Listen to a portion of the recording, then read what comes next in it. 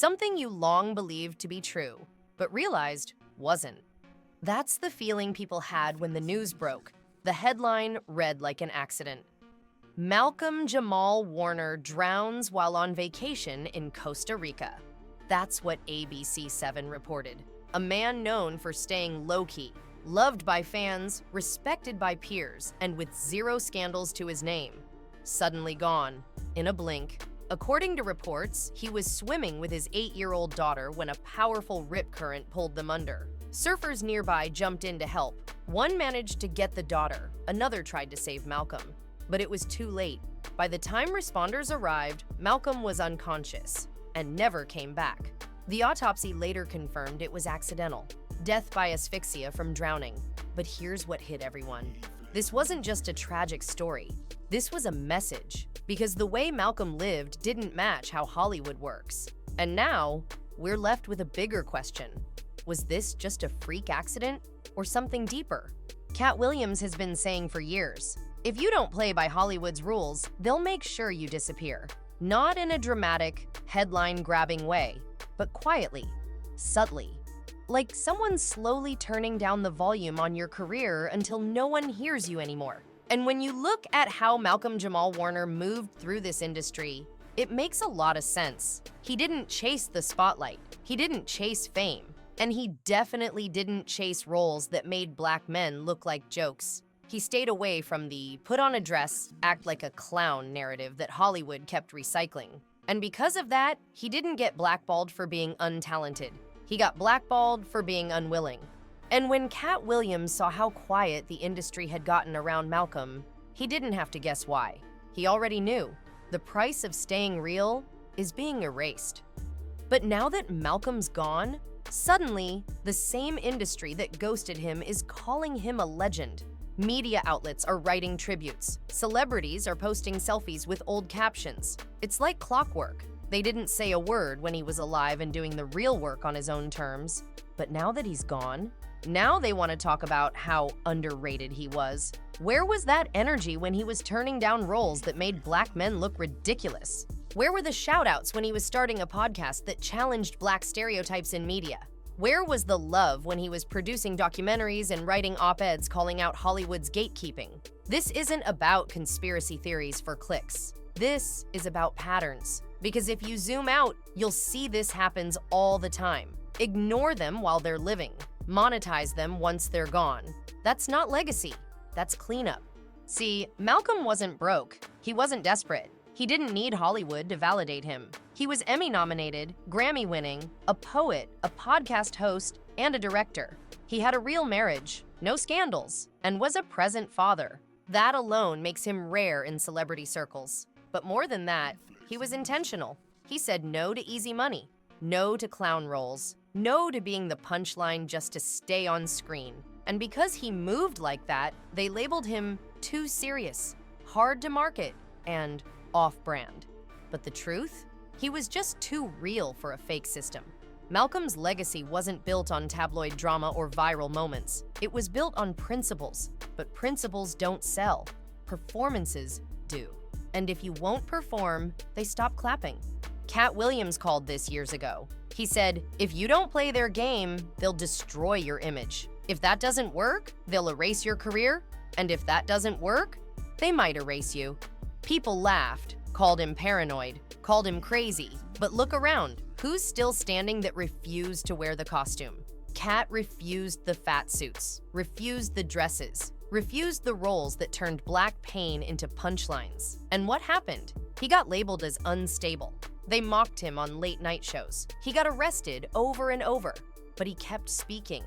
And when Malcolm passed, Katt didn't crack a joke. He went quiet because he's seen this movie before, and he knew how it ended. Silence isn't guilt. Sometimes it's grief mixed with déjà vu. Malcolm wasn't just an actor. They knew that. He was smart, articulate, and unafraid to speak about race, masculinity, and media stereotypes. That made him dangerous. Not because he was reckless, but because he was thoughtful. In 2021, he wrote an op-ed for the Television Academy where he exposed how white executives and directors still control the black narrative on screen. He didn't name names, but he made it clear the illusion of inclusion wasn't enough. He said, even when Black characters are given success, they're still wrapped in stereotype. That kind of truth?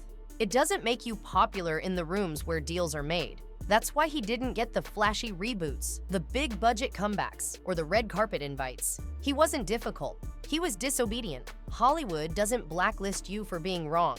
It does it when you're right.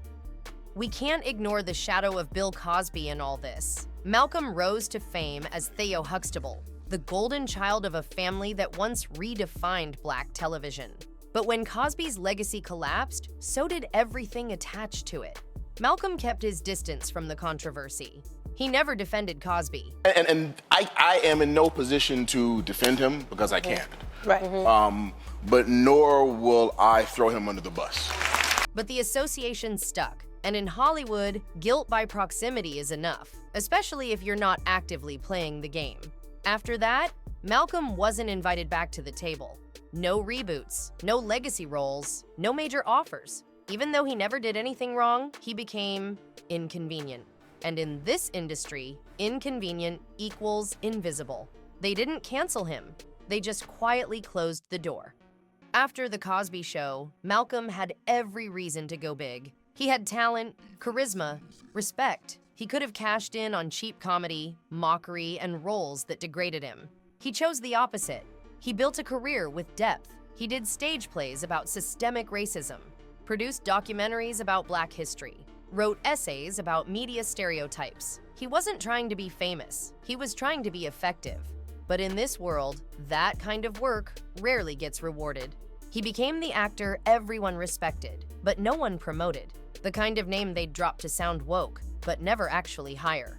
Doing the work doesn't mean they'll give you the credit. Malcolm made it clear he wasn't about to wear a dress, act like a clown, or dance for clout. And for some people, that sounds small. But in Hollywood, that decision costs everything. Just ask Dave Chappelle. Just ask Katt. When you say no to the humiliation rituals, they stop calling. You get labeled as hard to work with, not marketable, or too serious. But here's the twist. The men who said yes, they got the checks, the talk shows, the brand deals. Malcolm didn't hate them. He just didn't want to be them. And because of that, he became invisible to the system that built them. In a world built on performance, dignity is the biggest rebellion. Now, about that beach in Costa Rica, Lyman is a known tourist spot, but locals and expats will tell you it's not exactly a beginner's paradise. Dangerous rip currents, no lifeguards, limited signage. And yet, Malcolm was there with his young daughter, swimming in risky waters. No security, no entourage, just him and his family. Witnesses say surfers tried to save him. One even ended up in critical condition. But even that detail didn't hit the front page. For someone as accomplished and careful as Malcolm, the setup felt off. He wasn't reckless. He wasn't a thrill seeker. So why this beach? Why that day? Why alone?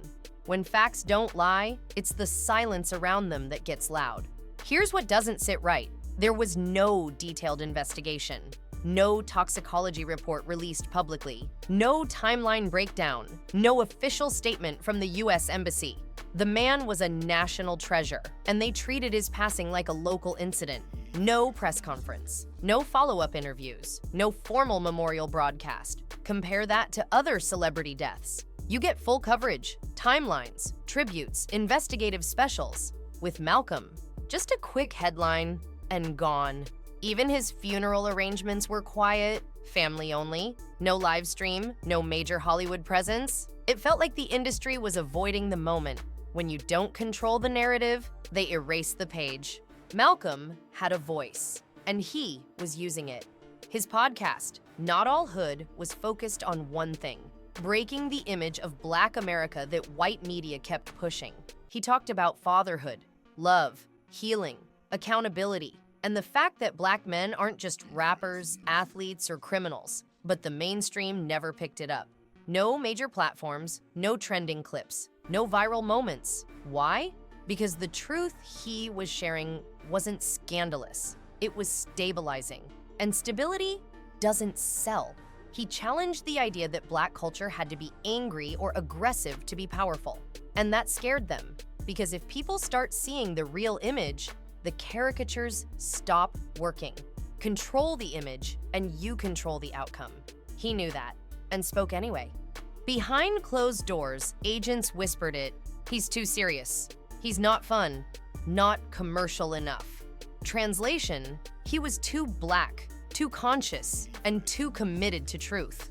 When Malcolm turned down roles that felt demeaning, his own team pushed back. One former collaborator revealed that studios said Malcolm didn't test well with mainstream audiences. You know what that means. He wasn't smiling enough. He wasn't shucking and jiving.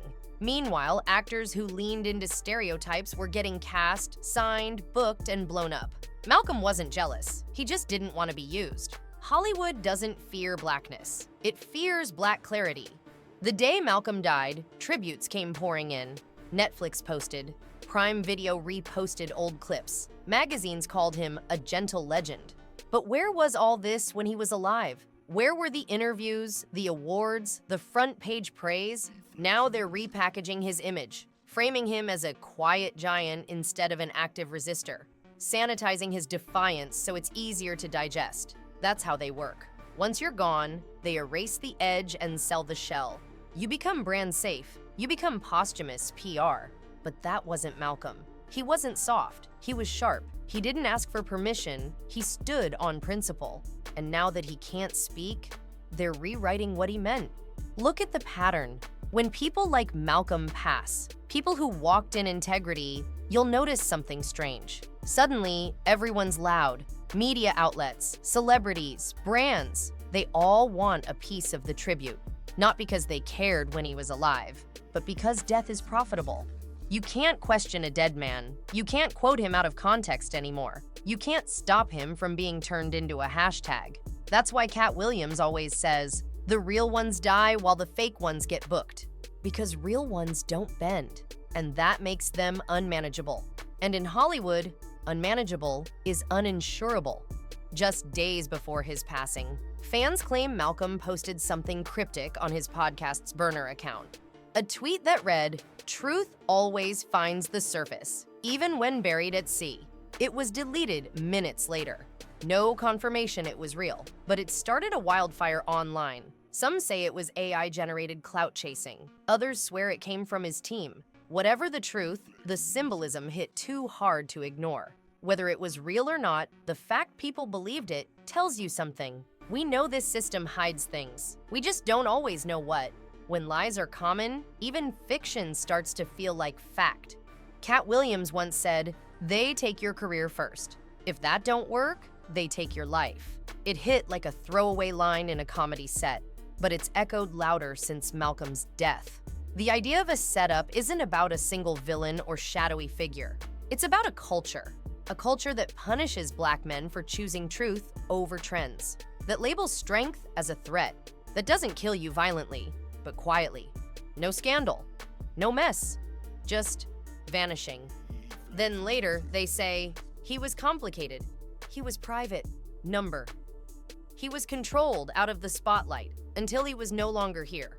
A setup doesn't always need a smoking gun, just a system designed to erase. This story, it's not just about Malcolm. It's about what happens when you move with integrity in a world built on performance. It's about what it costs to say no to money, mockery, and control. It's about how the industry lets you vanish quietly if you won't let them package your pain. Malcolm-Jamal Warner didn't die a scandal. He died a blueprint of what it looks like to walk your truth to the very end. So now it's on us to pay attention to the patterns, to ask the hard questions, and to stop waiting until people are gone to finally say they mattered. Because if they can erase someone like Malcolm, they can erase the truth too.